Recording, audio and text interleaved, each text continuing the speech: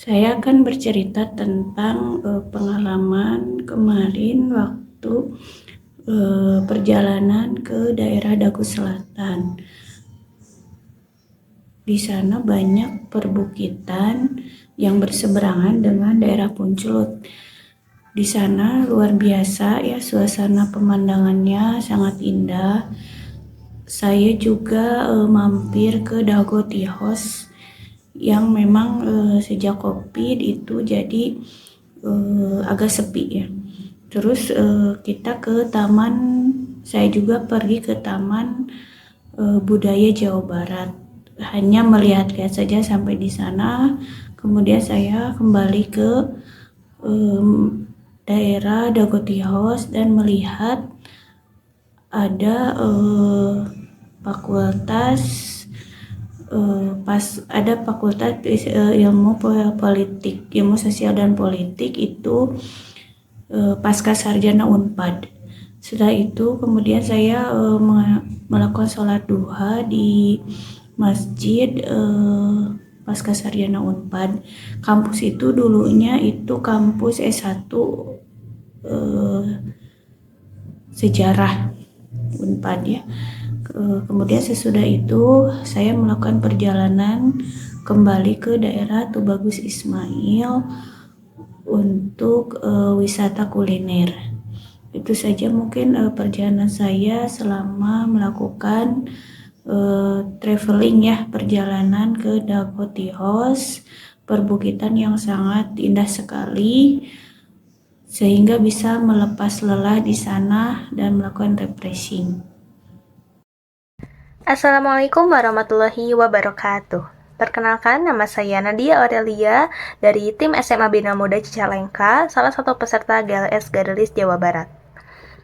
Di kesempatan kali ini, izinkan saya untuk menyampaikan dongeng legenda tentang bagaimana asal-usul Tangkuban Perahu yang ada di Jawa Barat. Alkisah, di sebuah kerajaan, hiduplah seorang wanita yang sangat cantik yang bernama Dayang Sumbi.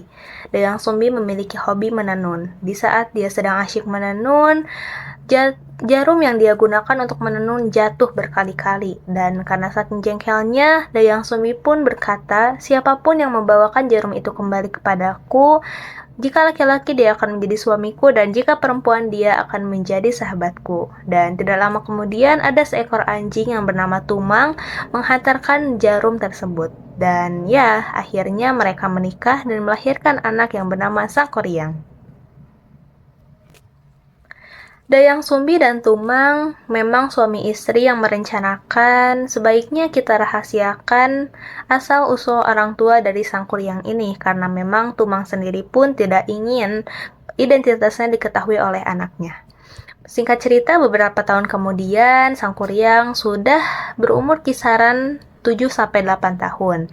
Dan pada suatu hari akan diadakan pesta kuliner di kerajaan tersebut. Dan Dayang Sumbi pun ibunda Sangkuriang memerintahkan kepada Sangkuriang untuk memburu hewan-hewan yang ada di hutan untuk dijadikan santapan kuliner pada malam ini. Dan ya, akhirnya Sangkuriang pergi bersama Tumang. Namun, sesampainya di hutan, seperti tidak biasanya, tidak ada satupun hewan yang bisa diburu oleh Sangkuriang. Tetapi Sangkuriang bingung bagaimana caranya agar dia tidak membohongi dan tidak mengecewakan ibunya. Dan ya, akhirnya Tumang yang menjadi korban. Tumang dibunuh oleh Sangkuriang dan dagingnya diberikan kepada ibundanya untuk dijadikan santapan pada kuliner malam nanti. Sesampainya di rumah, ibundanya pun sangat senang dan mungkin tidak sadar akan keberadaan Tumang. Tetapi keesokan pagi harinya, ibunda Sangkuriang sadar bahwa Tumang kemana ya, kok nggak balik sama Sangkuriang. Dan akhirnya sang ibunda pun menanyakan kepada Sangkuriang, wahai Sangkuriang, di mana Tumang? Apakah dia tidak kembali bersamamu? Ucap Dayang Sumbi. Sangkuriang dengan perasaan takut, gemetar, akhirnya dia pun berusaha jujur kepada ibundanya dan dia berkata bahwa ya, dialah yang membunuh dan santapan yang kemarin dia berikan adalah Tumang. Dengan perasaan marah, kecewa, sedih, dengan tidak merasa suaminya tidak diperlakukan dengan pantas, akhirnya Dayang Sumbi pun marah besar dan memukul kepala Sang Kuryang dengan sebuah sendok yang menjadikan kepala Sang Kuryang ada bekas luka. Setelah itu, Dayang Sumbi pun mengusir Sang Kuryang agar jauh-jauh tidak tinggal dengannya. Setelah beberapa tahun kemudian, Dayang Sumbi tetap menjadi wanita yang sangat cantik karena dia diberikan mukjizat untuk awet muda. Sedangkan Sang Kuryang di tahun ini dia menjadi pemuda yang perkasa, gagah, berani, dan sangat tampan. Hingga pada suatu hari ketika Sang Kuryang ingin memburu hewan di hutan, dia bertemu dengan seorang wanita yang sangat cantik.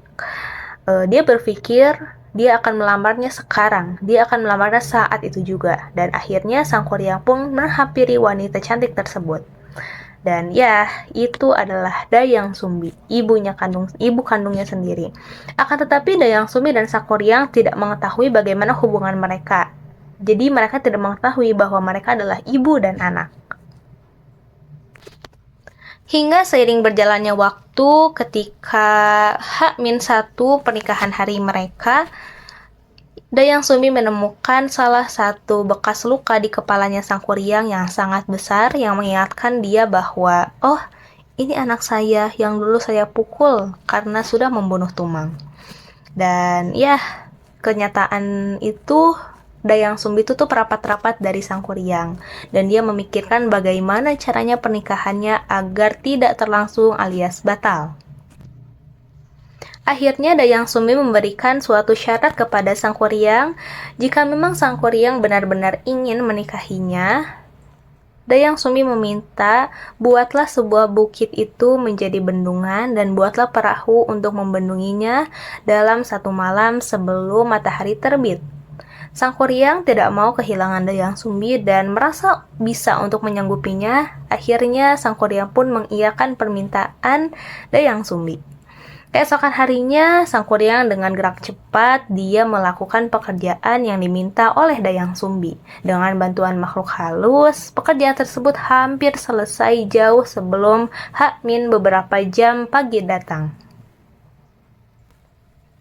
Melihat proses Sang Kuryang yang sangat cepat dan pagi pun akan jauh datang, Dayang Sumbi ketakutan bagaimana jika semua ini berhasil. Akhirnya, Dayang Sumbi meminta bantuan kepada seluruh warga yang ada di sana untuk membuat matahari buatan dan membuat seolah-olah langit menjadi pagi. Ketika azan berkumandang, matahari buatan muncul dan langit mega orange-nya pun muncul, Sang Kuryang aneh. Kok pagi bisa datang secepat ini? Tapi sayangnya, semua yang dilakukan oleh warga atas perintah Dayang Sumbi tersebut diketahui oleh Sang Kuryang. Lantas Sang Kuryang pun mencari dan menghampiri Dayang Sumbi. Sang Kuryang pun menanya kepada Dayang Sumbi, "Kamu ini sebenarnya siapa? Kenapa kamu tega membohongiku?" Dengan berat hati dan air mata yang berjatuhan, Dayang Sumbi pun berbicara kepada Sang Kuryang, "Bagaimana bisa aku menikah denganmu karena kamu adalah anak kandungku? Luka yang ada di kepalamu itu adalah bekas pukulanku ketika kamu kecil karena kamu telah membunuh suamiku," ucap Dayang Sumbi. Mendengar kejadian tersebut, mendengar kenyataan pahit tersebut, Sang Kuryang tentunya sangat sedih. Kesal, marah, kecewa karena dibohongi, tercampur aduk. Hatinya gundah gulana dan akhirnya perahu yang sudah dia buat ditendang sampai terbalik, dan inilah asal-usul Tangkuban Perahu yang ada di Jawa Barat. Hikmah yang dapat diambil dari cerita ini adalah katakanlah kejujuran walaupun itu pahit, karena kejujuran dan kenyataan yang benar bisa membuat dirimu hidup lebih damai dan mengurangi resiko kebencian. Saya Nadia Aurelia dari SMA Bina Muda Cicalengka pamit undur diri. Wassalamualaikum warahmatullahi wabarakatuh. Assalamualaikum warahmatullahi wabarakatuh. Perkenalkan, nama saya Intan Oktari Ramadhani dari tim 2 The Daivat Nawasena Class dari SMA Bina Muda Cicalengka. Di sini saya akan menceritakan dongeng tentang unta yang bermalas-malasan. Pada zaman dahulu, semua burung dapat terbang termasuk burung unta. Lalu, suatu ketika, bulan memecahkan telur raksasa yang mengeluarkan ayam-ayam emas yang terbang ke seluruh penjuru langit. Matahari yang mendengar itu, ia ingin mengadakan pesta dengan atas ayam-ayam emas tersebut. Lalu dia meminta burung pipit untuk mengantarkan surat kepada bulan mengenai pesta tersebut. Karena jarak dari matahari dan bulan sangat jauh, burung pipit tidak sanggup untuk memberikan surat tersebut kepada bulan. Di tengah-tengah perjalanan, sayapnya terluka. Lalu dia melihat burung unta yang sedang duduk di bawah pohon. Dia pun menghampiri burung unta tersebut dan meminta pertolongan burung unta untuk memberikan surat dari matahari kepada bulan. Burung unta yang sedang bermalas-malasan itu tentu saja dia menolak karena dia tidak mau. Tapi burung pipit tetap memohon agar burung unta dapat membantunya. Lalu burung unta menyetujui apa yang burung pipit inginkan, tetapi ingin ditemani dengan burung pipit. Burung unta terbang, namun dia terbang secara perlahan hingga surat yang diberikan matahari sampai kepada bulan di saat pesta yang diadakan matahari sudah selesai. Matahari sangat marah dengan apa yang dilakukan burung unta, lalu dia pun mengutuk semua burung unta tidak dapat terbang kembali. Sekian dari saya. Wassalamualaikum warahmatullahi wabarakatuh. Saya akan menceritakan tentang kisah Malin Kundang. Alkisah, pada zaman dahulu hiduplah seorang anak bernama Malin Kundang. Dia hanya tinggal bersama ibunya, dan dia adalah anak yang sangat berbakti kepada ibunya. Apapun perintah ibunya pasti akan dia lakukan dengan setulus hati. Nah, pada suatu saat, Malin Kundang ini diharuskan untuk merantau, untuk bekerja di negeri rantauan itu. Pergilah Malin Kundang ke negeri rantauan itu. Saat di negeri rantauan itu, kerjaan dia cukup bagus. Dia menjadi orang kaya yang punya istri cantik. Di saat itulah dia udah melupakan ibunya. Dia udah lupa sama siapa yang lahirin dia dan membuat dia bisa merasakan kekayaan dan kebahagiaan itu. Nah, suatu saat, mertuanya ini tuh pengen ketemu sama ibunya Malin Kundang karena gak jelas banget nih asal-usulnya Malin Kundang tuh gimana gitu. Dan Malin Kundang itu malu banget buat menyebutkan bahwa ibunya ini adalah seorang yang gak berada, sementara mertuanya ini adalah seorang yang sangat berada gitu. Jadi, karena mertuanya ini pengen banget ketemu sama ibunya Malin Kundang, pergilah mereka menemui ibunya Malin Kundang. Pergi ke negeri di mana Malin Kundang tinggal dulu. Pergilah mereka dengan kapal ke sana, terus ditemuinya ibunya Malin Kundang. Ibunya Malin Kundang pas dengar anaknya pulang langsung kayak senang banget kan. Di situ dia langsung menyambut anaknya, anakku gitu. Tapi dengan bajunya yang sangat lusuh itu Malin Kundang enggan mengakui ibunya sebagai ibunya.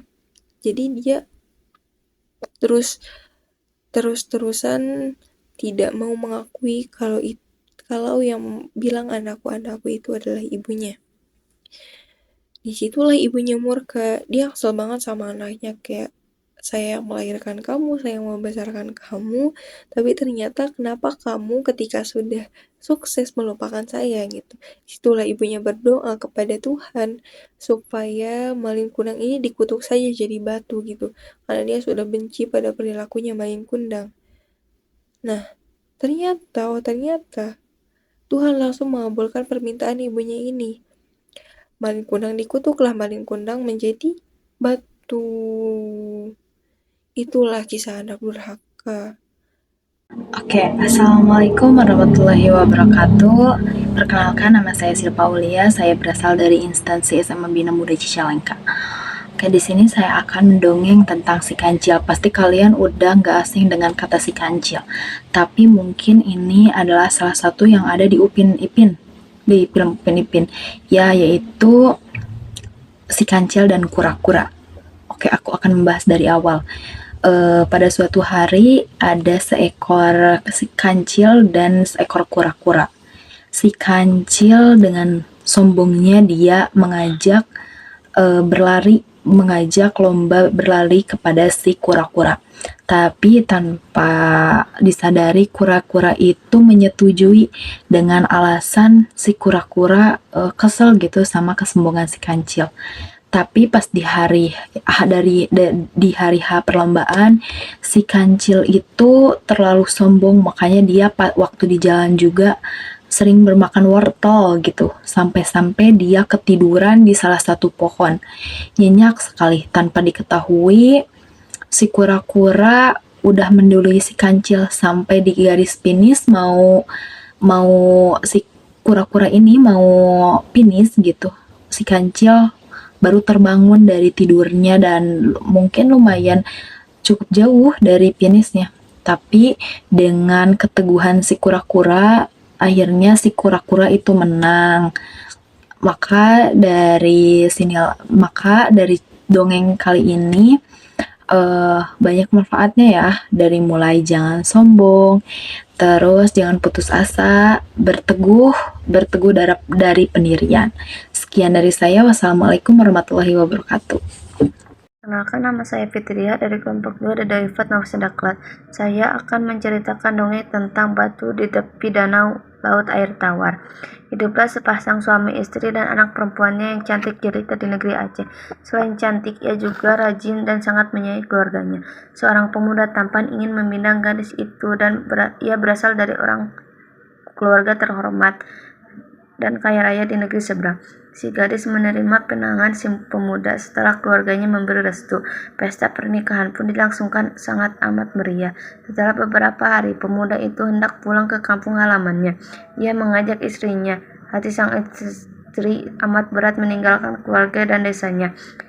Anakku, tinggallah di negeri suamimu, pesan sang ayah. Ingatlah selama dalam perjalanan, jangan menoleh ke belakang. Jika melakukannya, kau akan menjadi batu. Si gadis dan suaminya pun meninggalkan desa. Mereka memulai perjalanan dan jauh mengarungi lautan. Setelah tibanya mereka di danau, si gadis mendengar suara ibunya. Suara itu terus memanggil-manggil namanya. Akhirnya si gadis lebih memilih menoleh. Petaka itu pun terjadi seketika. Sesaat setelah si gadis menolehkan wajahnya ke belakang, tubuhnya berubah menjadi batu. Sang suami pun yang sangat bersedih berdoa kepada Tuhan agar dia juga dijadikan batu. Sepasang batu itu pun sekarang berada di danau air tawar. Pada suatu hari, terdapat sebuah keluarga yang sedang berlibur menuju padang rumput. Di dalam keluarga tersebut, terdapat seorang anak yang bernama Nana. Nana merupakan anak perempuan yang sangat periang dan juga memiliki rasa tahu yang sangat tinggi. Ia senang bermain dan juga jalan-jalan. Ketika sampai di padang rumput, ia dan ibunya mendirikan tenda di suatu bukit. Mereka pun duduk santai dan menatap pemandangan yang indah. Ketika mereka sedang bersantai, hinggaplah suatu serangga yang sangat mungil. Serangga itu adalah kupu-kupu. Nana yang memiliki rasa ingin tahu yang sangat tinggi, terkejut dan penasaran dengan serangga tersebut karena ia baru pertama kali melihatnya. Karena Nana tertarik dan sangat ingin bermain dengan kupu-kupu, Nana pun mencoba menangkap dan mengejar kupu-kupu tersebut. Akan tetapi, semakin Nana mengejar kupu-kupu tersebut, semakin kupu-kupu tersebut menjauh dan terbang dari Nana. Karena kelelahan untuk menangkap kupu-kupu tersebut, Nana pun kembali ke ibunya dan menangis. Lalu ia bercerita ke ibunya tentang kupu-kupu tersebut. Ibunya pun kemudian menenangkan Nana dan memberinya nasihat bahwa terkadang ketika kita ingin mendapatkan sesuatu, kita perlu merubah kita harus merubah apa yang ada di dalam diri kita agar sesuatu itu dapat menghampiri kita. Pada keesokan harinya, Nana dan ibunya mulai menanam banyak sekali bunga di padang rumput tersebut. Ketika mereka selesai menanam bunga-bunga tersebut dan bunga tersebut tumbuh dan mekar banyak sekali, kupu-kupu pun menghampiri Nana dan ibunya tersebut. Dari sana, Nana belajar akan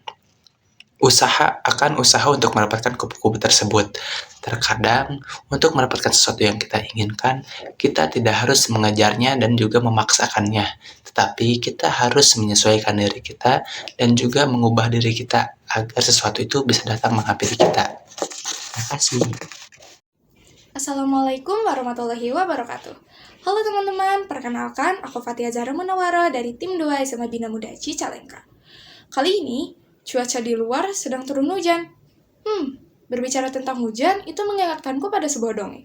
Judul dongengnya adalah Si Boni Sang Pemberani.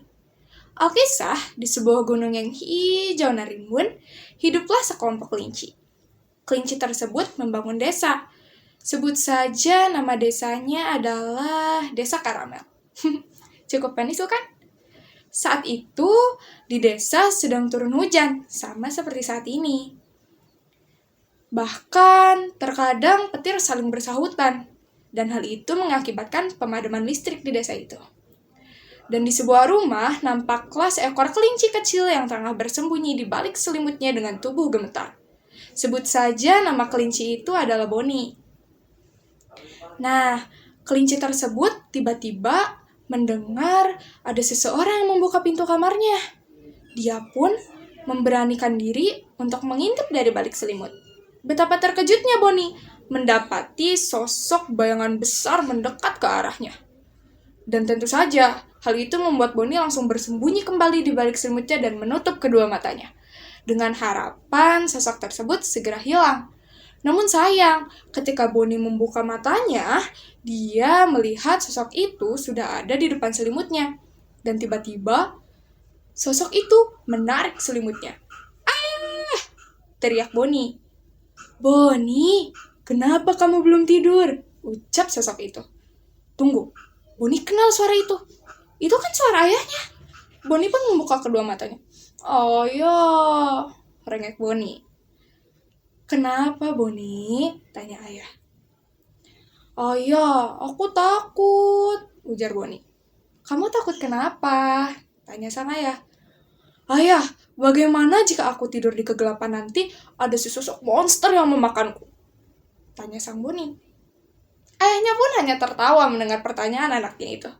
Lalu ayahnya mengambil senter di balik laci. Setelah itu, ayahnya pun kembali menghampiri Boni. "Ayo, ayah, temani tidur sampai kamu tertidur lelap," ujar sang ayah. Setelah itu, Boni pun kembali berbaring. Saat Boni hampir terlelap, tiba-tiba dia menangkap sosok menyeramkan dari sudut kamarnya. "Ayah, ada monster di situ!" teriak Boni sembari menunjuk ke salah satu sudut kamarnya. Ayahnya pun hanya tertawa sambil menggeleng-gelengkan kepala, lalu menyorot sosok yang ditunjuk oleh Boni dengan senter yang dipegangnya. Betapa terkejutnya Boni. Rupanya itu bukanlah monster, tapi hanyalah gagang mantel yang sedang digantungi mantel di sana. Ayahnya pun bertanya, "Lihat, tidak ada apa-apa kan?" ujar sang ayah. Boni pun hanya mengangguk. Lalu Boni kembali berusaha untuk tertidur lelap. Namun, setiap kali Boni berusaha tertidur, dia selalu menangkap sosok menyeramkan. Nah, dan kejadian yang sama terus terulang. Setiap Boni menunjuk satu sosok, ayahnya selalu menyenteri sosok itu, dan Boni mendapatkan bahwa sosok tersebut ternyata hanyalah benda yang ada di kamarnya. Lalu, ayahnya pun berkata pada Boni, "Boni, rasa takut itu hanya ada di dalam pikiran kita, dan yang kita harus lakukan adalah menghadapinya, agar rasa takut itu segera hilang." "Mengerti kan, Boni?" ujar sang ayah. Boni pun mengangguk, karena Boni sadar ucapan ayahnya itu memang benar. Rasa takut itu hanya hinggap di kepala. Jikalau kita menghadapi rasa takut itu, maka rasa takut itu akan hilang.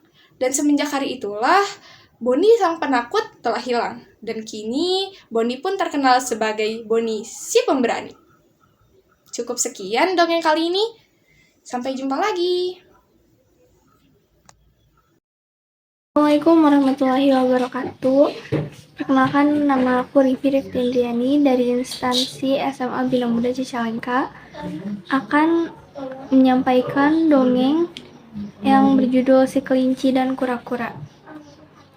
Pada suatu hari, hiduplah seekor kelinci yang tinggal di dalam hutan. Si kelinci terkenal sebagai hewan yang bisa berlari dengan cepat. dibandingkan dengan hewan-hewan lainnya di hutan. Suatu ketika, kelinci yang merasa kemampuannya semakin hebat dalam balap lari mengajak kura-kura untuk bertanding.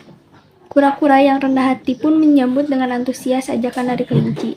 Akhirnya, keduanya mempersiapkan balap lari tersebut dan ditemani oleh hewan-hewan lainnya yang ada di hutan. Kelinci yang merasa lebih hebat berhasil lari lebih kencang dibandingkan dengan kura-kura yang pergerakannya amat lambat. Meski berjalan dengan pelan, namun kura-kura masih tetap bersemangat untuk mengikuti balap lari ini. Ketika mendekati garis finish, kelinci memutuskan untuk beristirahat di bawah pohon yang rindang. Kelinci yakin kalau kura-kura tidak akan bisa menyusulnya. Dia kan jalannya saja lambat, ujar si kelinci. Tanpa sadar, kelinci malah tertidur di bawah pohon rindang tersebut.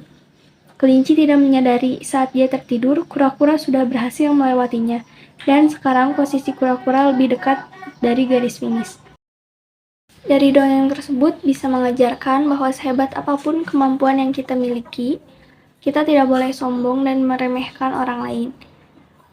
Setiap manusia pasti memiliki kelebihan dan kekurangannya masing-masing.